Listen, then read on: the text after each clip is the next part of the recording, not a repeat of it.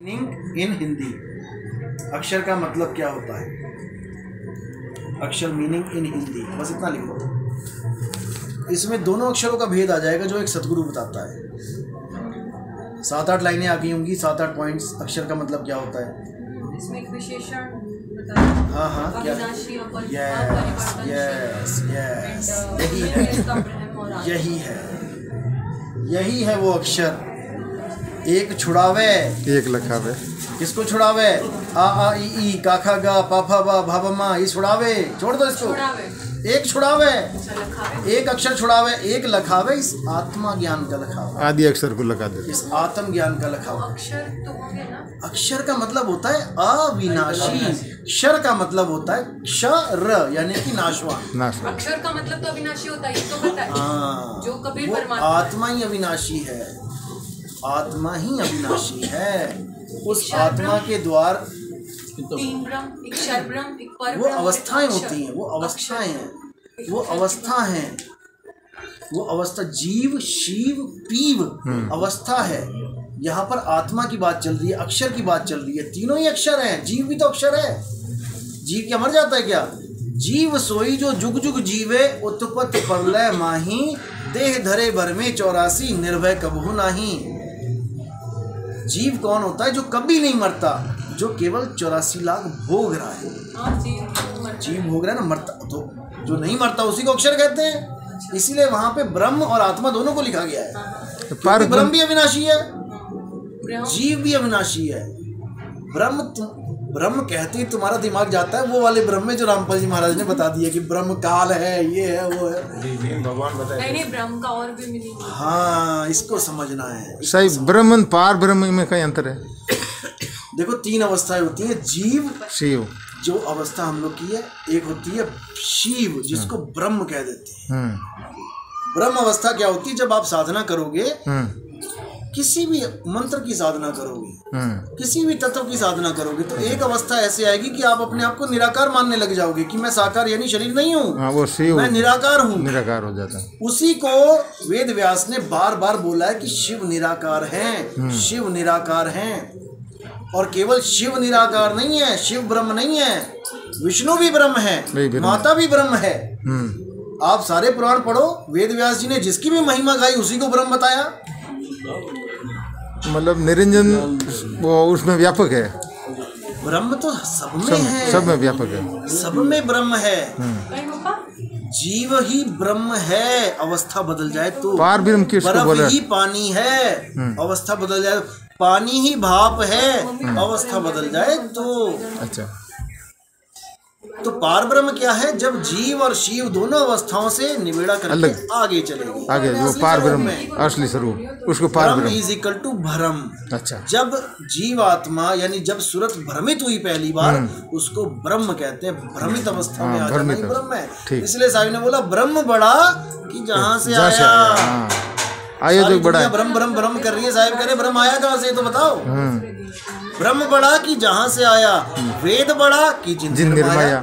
वेदों की महिमा गा रहे हो। वो सोचो सुपर माइंड क्या होगा आदमी जिसने वेद लिख दिए। सोचो कि उसने बहुत कुछ लिखना था लेकिन थोड़ा सा ही लिखा, उसी को हम ले लेके बैठे हुए हैं। सोचो कितना ज्ञान उसके पास पड़ा हुआ है जो वो लिखने वाला था लेकिन नहीं लिख पाया उम्र कम होने के साथ। तो कह रहे ब्रह्म बड़ा कि जहाँ से आया, वेद बड़ा कि जिन निर्माया, यही मन बड़ा कि जिन मन माना। ये मन बड़ा है जो शैतान है, या जो मान चुका है, जो साधु वो लिया, वो बड़ा है। दोनों में से कौन बड़ा है?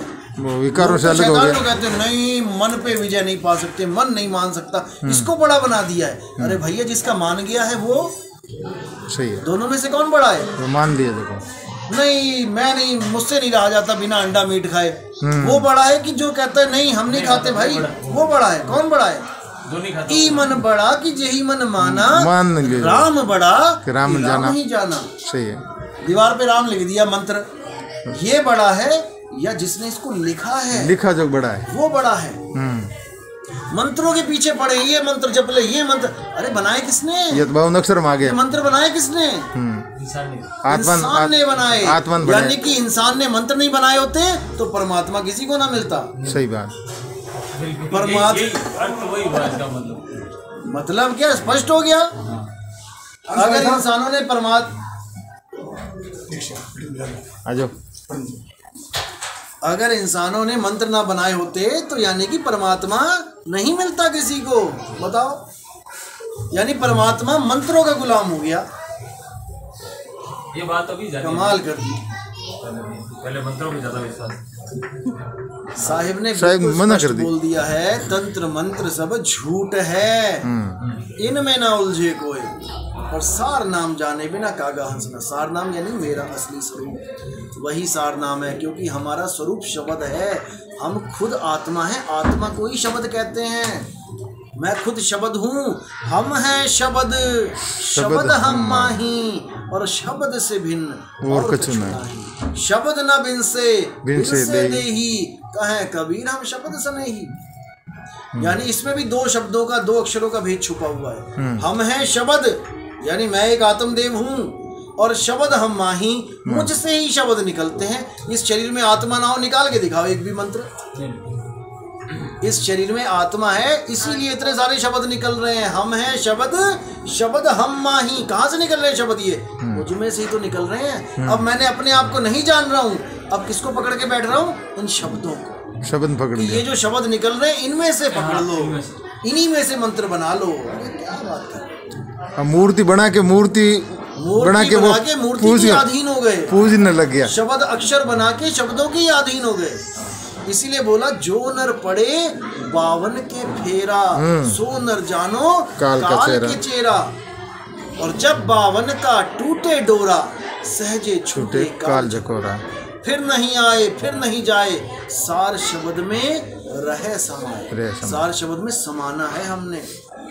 सार नाम और सार शब्द अलग है। अरे ये आपको पढ़ा दिया गया, वाटर और जल अलग अलग है।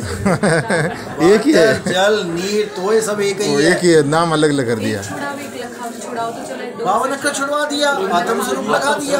लेकिन फटमावे उसको छोड़ दो। आत्म स्वरूप यानी कि तुम देखो, आत्म स्वरूप का मतलब होता है कि तुम शरीर नहीं हो, यानी तुम लड़की नहीं।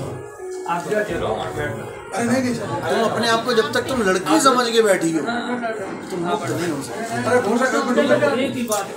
कभी भी नहीं हो सकते। मैं अपने आप को लड़का मान के बैठूंगा, मैं मुक्त नहीं हो सकता, क्योंकि मैंने अपना स्वरूप सिद्ध कर दिया है कि मैं लड़का हूँ। और जहाँ आशा तहाँ वासा। सुरती फंस गया शरीर में। इसीलिए साहिब ने बिल्कुल क्लियर कर दिया है, गुरु पशु वेद पशु नारी पुरुष विचार, ते नर नरक को जाएंगे जब लग ससी दिनकार। जब तक सूरज चांद रहेगा वो लोग नरकों में जाएंगे। कौन? गुरु पशु। गुरु पशु कौन होता है? जिसने गुरु धारण कर लिया। अब उसके सामने कोई उससे आगे की बात कर रहा है ज्ञान की, वो क्या कर रहा है? अरे नहीं भैया, मैं अपना गुरु नहीं छोड़ सकता, नरकों में लेके जाए मैं तो उसके साथ चला जाऊंगा। ये फंस गया जीव, ये गुरु पशु है। वेद पशु कौन होता है? जो किताबों के सहारे बैठे हुए हैं। मैंने गीता के इतने पाठ कर लिए, मैं तो मुक्त हो जाऊंगा। मैंने ये वाणी पढ़ ली, मैं तो मुक्त हो जाऊंगा। ये वेद पशु हैं। गुरु पशु, वेद पशु, नारी पुरुष विचार। जब तक तुम्हारे विचार में ये है कि मैं एक नारी हूँ, और ये महाराज जी कह रहे हैं कि मैं एक पुरुष हूँ, वो महाराज जी कह रहे हैं मैं एक नारी हूँ, ये सब ये देही ज्ञान है। जब तक तुम्हारे दिमाग में ये चीज़ नहीं गई कि तुम नारी पुरुष नहीं हो, तुम एक आत्मदेव हो, आत्म स्वरूप सिद्ध हो, जब तक तुम्हारी मुक्ति नहीं हो सकती। समझ रहे हो? ये तो तुम्हें कपड़े पहना दिए, जैसे रामलीला में सारे लड़के हैं, किसी को लड़की के पहना दिए, किसी को किन्नर बना दिया, किसी को हाथी बना दिया, किसी को भालू बना दिया। अब वो लगे अपने आप को समझने की मैं तो भालू हूँ, मैं तो ये हूँ, मैं तो वो हूँ। जब तक तुम ये कर रहे हो, ये भ्रम में हो, जब तक तुम्हारी रामलीला छूटेगी नहीं, लगे रहो। ये सब मन की भक्तियाँ। शाम को सब ज्ञान अवस्था में आ जाते, 12 बज गए भैया, घर जाना है। अरे भाई उतार अपना बंदर भालू जो भी है, हम तो जा रहे हैं अपने घर। क्यों? ज्ञान अवस्था में। ज्ञान अवस्था। अगर ज्ञान ना हो तो रामलीला खत्म ही ना हो कभी। क्यों? रावण ने हमला कर दिया, 12 बजे थोड़ी देखना, अब तो युद्ध करना है, पूरी रात लगेगी, चलेंगे, लड़ेंगे। लेकिन ज्ञान अवस्था में सारी बातें हो रही हैं। वहां पे दशरथ मर रहा है ज्ञान अवस्था में, तीनों रानियां रो रही हैं, 12 बज गए, अच्छा ठीक है अब कल करेंगे, कल रोएंगे, हम जा रहे हैं अपने घर। सही है। लेकिन यहाँ पे नहीं होता है ऐसे। यहाँ पिताजी मर गए तो रो ही रही हैं। हाँ, रो रही है, मेरा पिताजी। बस और ज्ञान पीछे वाला अवस्था में छोड़ आ दिया। जाना है कि मैं ना पुरुष हूँ ना मैं नारी। जब मैं नारी पुरुष नहीं हूँ तो मेरा परमात्मा नारी पुरुष कैसे हो जाएगा? दीक्षा ले लो, चालू करो सही। दीक्षा वही लेना जिन्होंने सत्संग सुने हैं ढंग से, ठीक है ना।